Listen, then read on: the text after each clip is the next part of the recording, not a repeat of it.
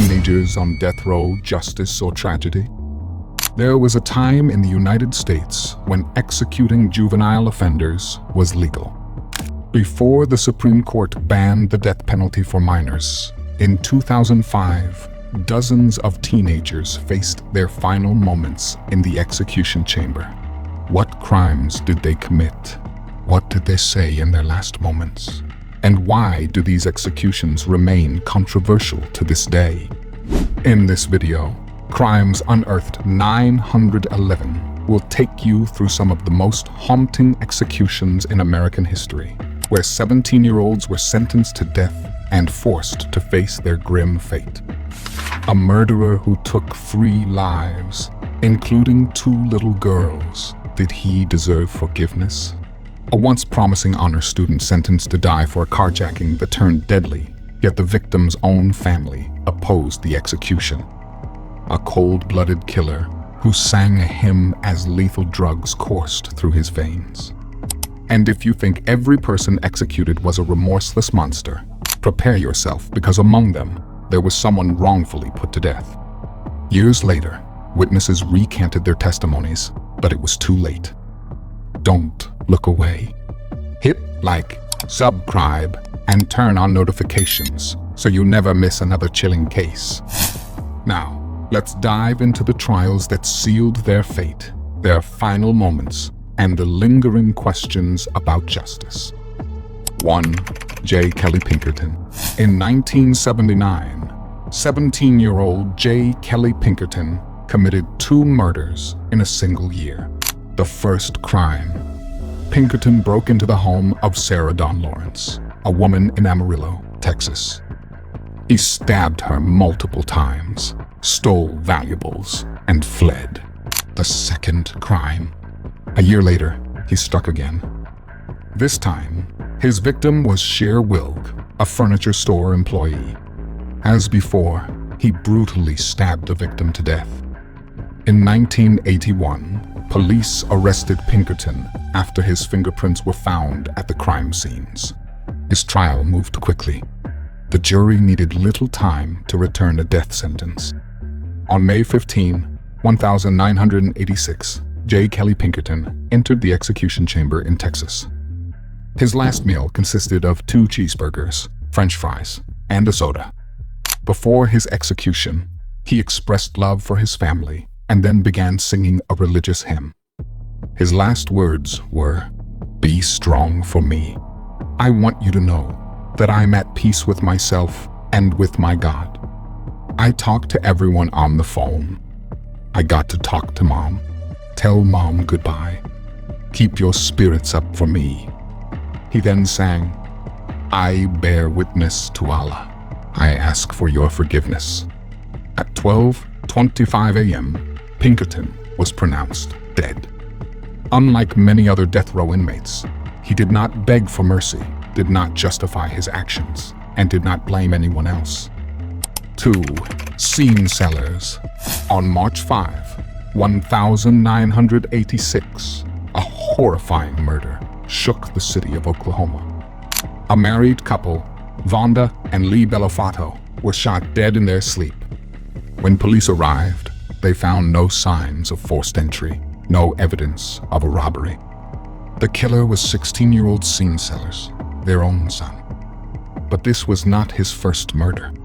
A year earlier, in 1985, Scene shot and killed Robert Paul Bauer, a convenience store clerk, simply because Bauer refused to sell him beer.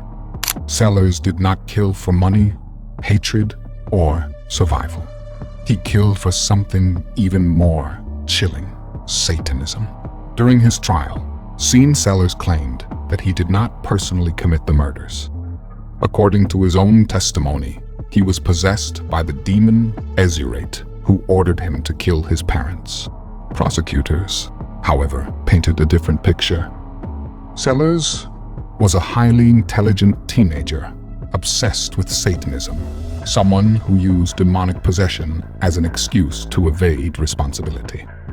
In 1986, he was sentenced to death, becoming the youngest person to receive a death sentence in the U.S.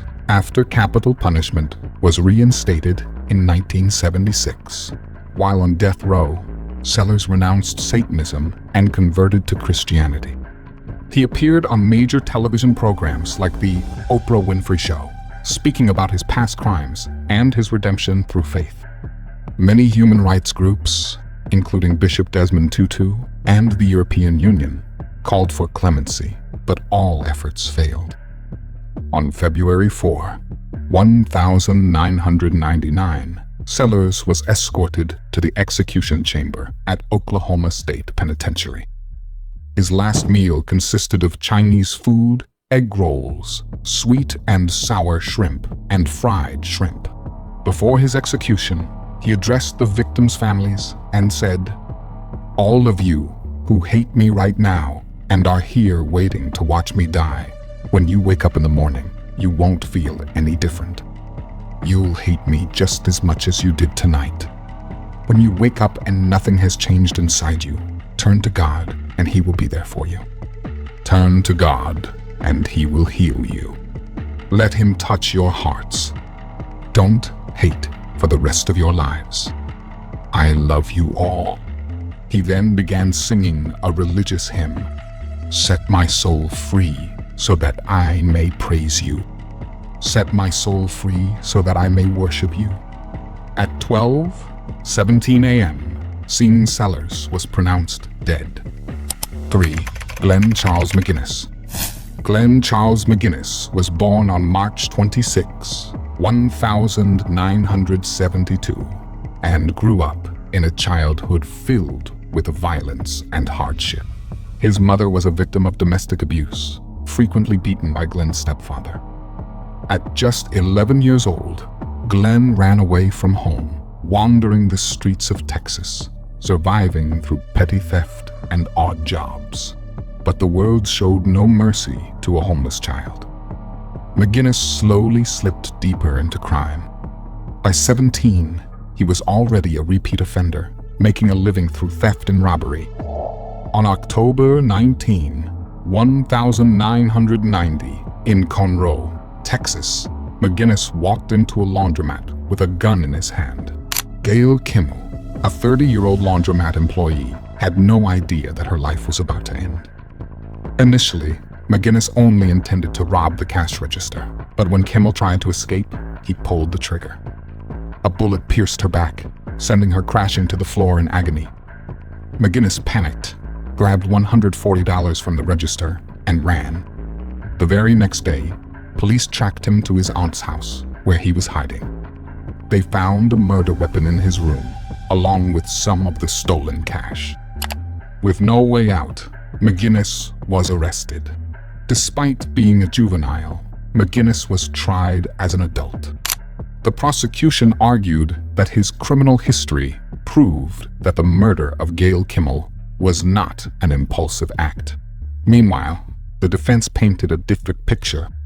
Glenn was a neglected child, born into poverty and abuse, never given a real chance to turn his life around. The jury didn't care. Verdict: death sentence. On January 25, 2000, Glenn McGinnis was escorted to the execution chamber in Huntsville, Texas.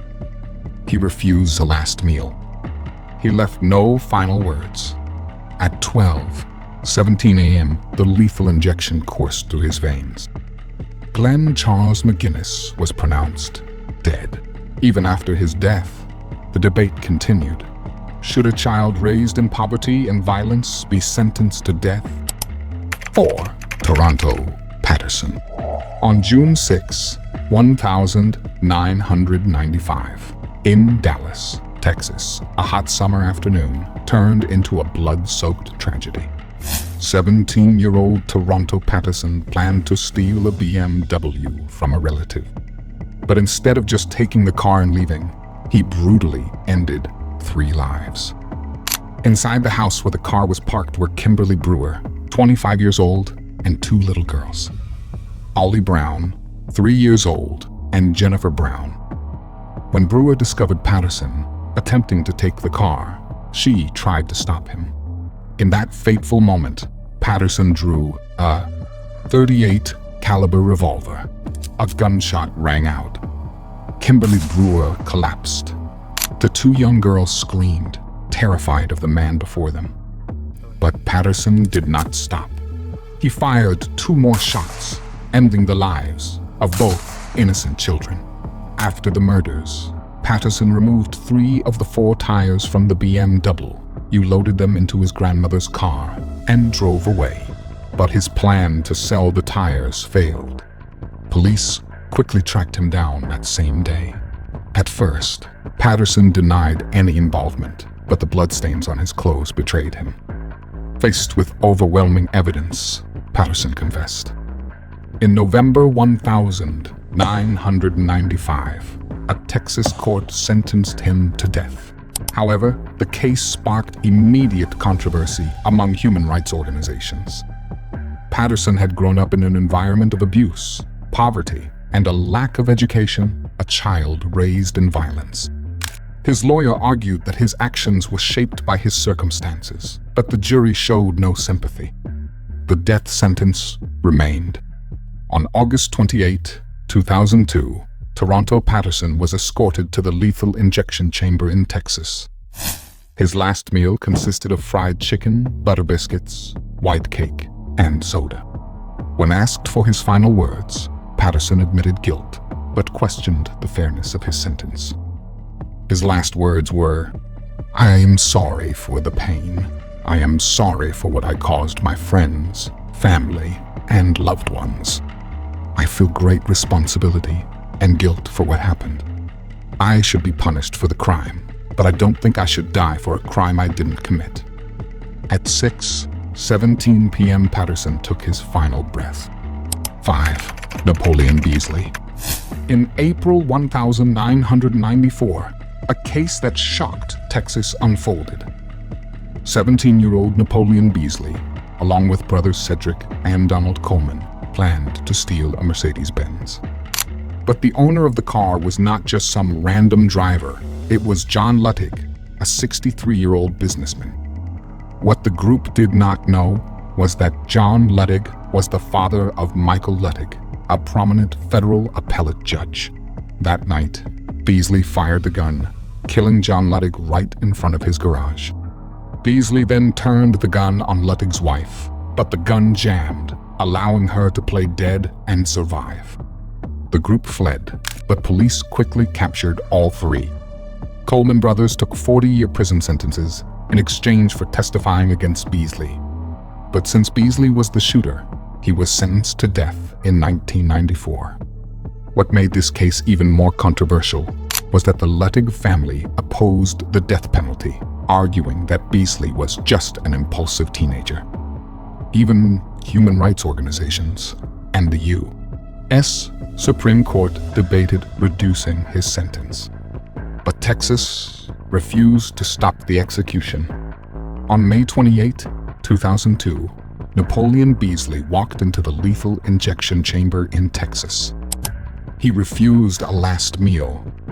Before his death, Beazley apologized to the victim's family, but also criticized the justice system. His final words were, "The act I committed to put me here was not just heinous, it was senseless. But the person that committed that act is no longer here. I'm sorry for what's happening here tonight. Not just for me, but for what's happening to me.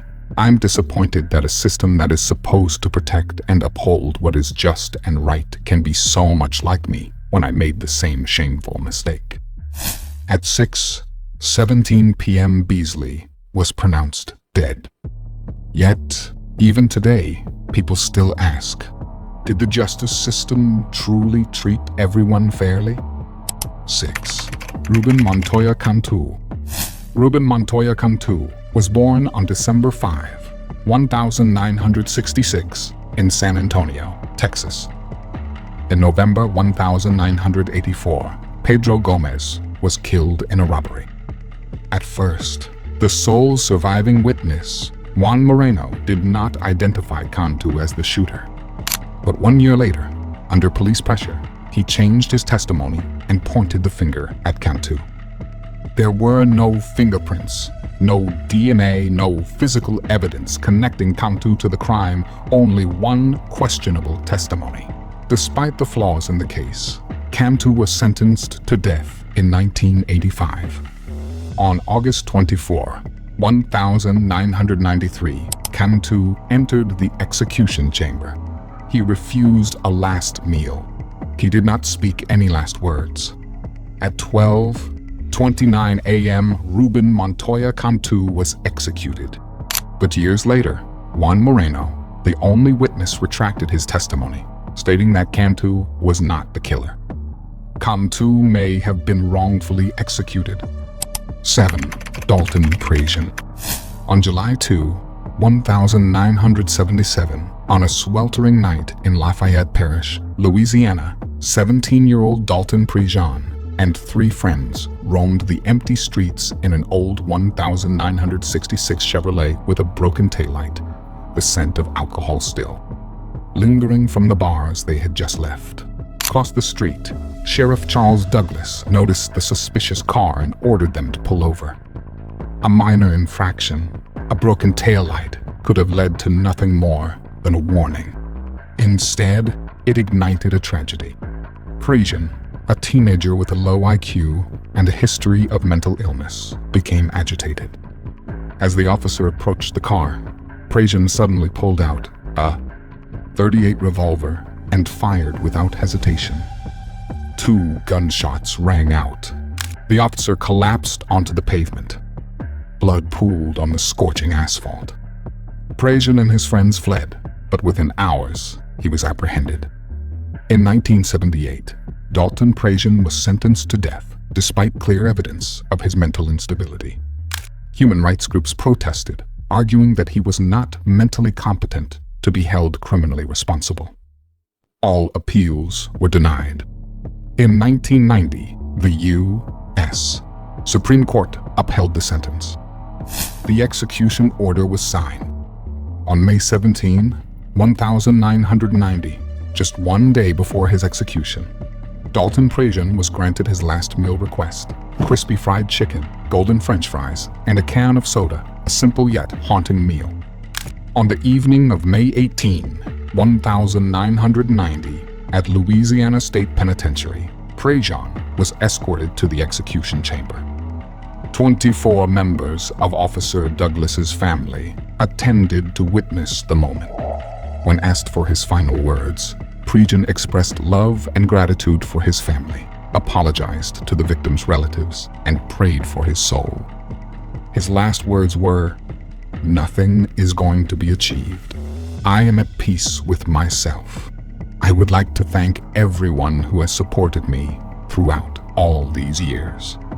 I would also like to thank my loved ones for being strong. My son will be a better person for not letting something like this ruin his life. Stay strong, keep fighting, keep praying." They said it wasn't about revenge, but it's hard for me to see it that way, to understand it. I hope you all are happy. So I give up my life. I give my love to everyone. God bless you all. At 9:14 p.m., the electric current surged through his body, ending the life of a 30-year-old man who had spent more than a decade on death row. Even after his execution, the debate remains. Did Dalton Prejean deserve to die? 8. Johnny Frank Garrett. On Halloween night, October 31, 1981, while the city of Amarillo, Texas, was filled with festivities, a 76-year-old nun, Sister Tadia Benz, was brutally murdered inside a convent.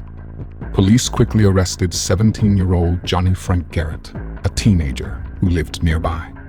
Despite no physical evidence linking him to the crime, Garrett was charged, convicted, and sentenced to death in 1982. However, from the start, the case was riddled with questions. No DNA evidence or fingerprints linked Garrett to the crime scene. His conviction was based almost entirely on a confession that he later claimed was coerced. Garrett had a history of mental instability and had suffered abuse since childhood. Despite multiple human rights groups advocating for him, Texas upheld the sentence. As his execution date approached, Garrett's case gained international attention. Pope John Paul, I personally appealed to the Texas governor for clemency. It was denied. On February 10, 1992, just hours before the execution, Governor Ann Richards refused to intervene. On February 11, 1992, Johnny Frank Garrett was led into the lethal injection chamber. His last meal was coconut-flavored ice cream, a simple but chilling choice. When asked for his final words, Garrett did not beg for forgiveness. He did not show remorse. Instead, he left a shocking statement. "I would like to thank my family for loving me and taking care of me. The rest of the world can kiss my ever-loving ass." At 6:10 p.m., the lethal injection flowed into his veins. Johnny Frank Garrett was pronounced dead. His execution remains one of the most controversial death penalty cases in U.S. history. 9. Charles Rumbaugh. In 1975, at just 17 years old, Charles Rumbaugh already had a terrifying criminal record. He had robbed hotels and banks and carried a gun as an inseparable part of his life. On April 4, 1975, Rumbaugh stormed into a jewelry store in Amarillo, Texas, in an attempt to pull off a bold robbery. Michael Fiorillo, the 58-year-old store owner, fought back and was immediately shot dead. Police quickly arrested Rumbaugh and charged him with first-degree murder. His trial took place a year later, and Rumbaugh became one of the youngest criminals sentenced to death in Texas history. While in prison, he attempted to escape from Potter County Jail with 2 other inmates, but was recaptured just days later. All appeals were denied. Rumbaugh seemed to accept his fate. On September 11, 1985, Charles Rumbaugh entered the execution chamber. He refused a last meal. Before his execution, he sent love to his family and forgave everyone who had wronged him. His last words were, "DJ, Lori, Dr. Wheat, all I can say is goodbye, and to the rest of you, although you may not forgive my transgressions, I forgive yours against me. I am ready to begin my journey, and that is all I have to say." At 12:22 a.m., the lethal injection flowed into his veins, ending the life of a criminal who never intended to reform. 10. Douglas Christopher Thomas. Douglas Christopher Thomas was born on September 15, 1972, and grew up in a small town in Virginia. At 17, he was deeply infatuated with Jessica Wiseman. But Jessica's parents, Jay and Kathy Wiseman, fiercely disapproved and forbade her from seeing Thomas. Feeling trapped, controlled, and stripped of their freedom, the teen couple devised a plan to kill Jessica's parents. On November 3, 1990, Thomas sneaked into his girlfriend's house with a shotgun. Jessica stood beside him, guiding him through the house to avoid making noise. Thomas entered her parents' bedroom. Without hesitation, he pulled the trigger. The bullet tore through J. B. Wiseman, killing him instantly. Kathy, Jessica's mother, was injured but still alive. Then, in a chilling moment, Jessica coldly commanded, "Do it. Finish it." Thomas fired again. The next morning, police discovered the 2 lifeless bodies, blood soaking the bed. Both Douglas and Jessica were arrested soon after. Douglas Christopher Thomas was sentenced to death, but Jessica received only 7 years in prison due to her juvenile status. Thomas repeatedly argued that Jessica deserved punishment just as much as he did. Public outrage erupted when she was released at age 21. On January 10, 2000, Thomas entered the lethal injection chamber. His last meal consisted of fried chicken, mashed potatoes, green beans, and bread. Before his execution, he left a bitter statement. "It overwhelms me that Jessica only got 7 years and is free to resume her normal life, while I'm 4 days away from paying the ultimate price for something we both participated in. I made the wrong decision, so I can't be mad at anyone but myself. But I don't think America should execute juvenile offenders, because that basically means saying we have no chance at rehabilitation." At 9:06 p.m., Douglas Christopher Thomas was pronounced dead. Yet, even today, people still question, why did one person walk free after 7 years, while another was sentenced to die? 11. George Stinny Jr. On March 23, 1944, in the small town of Alcalu, South Carolina, 2 white girls, Betty June Binnicker, 11 years old, and Mary Emma Thames, 8 years old, were found dead beside a ditch. Both had been struck on the head with a metal rod. The police didn't take long to find a perfect suspect, a 14-year-old black boy named George Stinny Jr. The boy was immediately arrested. In less than an hour of interrogation, without a lawyer or his parents present, George Stinny was coerced into signing a confession. The trial lasted only 1 day. There were no witnesses, no physical evidence. The all-white jury took just 10 minutes to convict Stinny of murder and sentence him to death. On June 16, 1944, George Stinny became the youngest person to be executed in America in the 20th century because he was too small and didn't weigh enough to sit securely in the electric chair. The police had to place books under him to ensure the straps would fit. When the first jolt of electricity ran through his body, the face mask fell off, exposing the terrified face of a child, a sight that those who witnessed it would never forget. At 7:30 p.m., George Stinny Jr. was officially declared dead. In December 2014, after years of debate, a judge in South Carolina declared Stinny innocent. George Stinny was wrongly executed. He didn't receive a fair trial. But that doesn't change the fact the boy was killed by a justice system that should have protected justice. Abolishing the death penalty for juveniles. Has justice finally woken up? For decades, the U.S. was one of the few countries in the world still executing those who committed crimes as minors.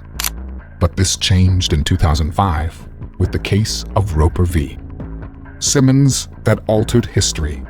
Christopher Simmons, a 17-year-old teenager, was sentenced to death in 1993 for a brutal murder. But his defense team fought to prove that the teenage brain isn't fully developed, and thus, he shouldn't be executed like an adult. After a lengthy legal battle, on March 1, 2005, the U.S. Supreme Court ruled to ban the death penalty for those who commit crimes under the age of 18. 5 votes in favor, 4 votes against. A narrow but historic decision.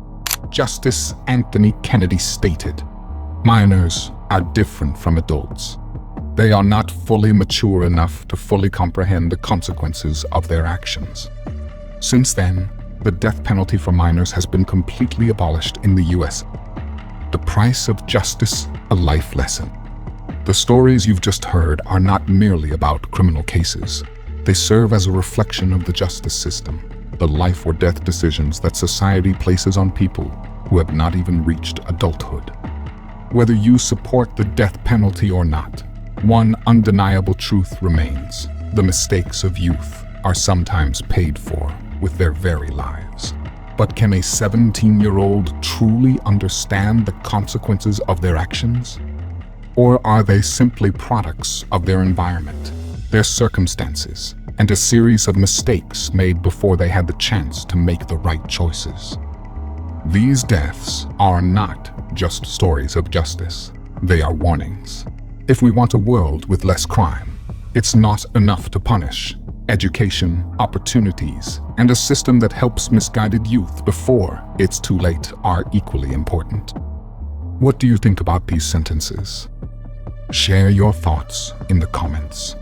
And if you want to continue exploring all the prisoners executed in 2024, their last words, final meals, and a nitrogen execution, don't miss the latest video from Crimes Unearthed 911. All prisoners executed in 2024, last words, and final meals on death row.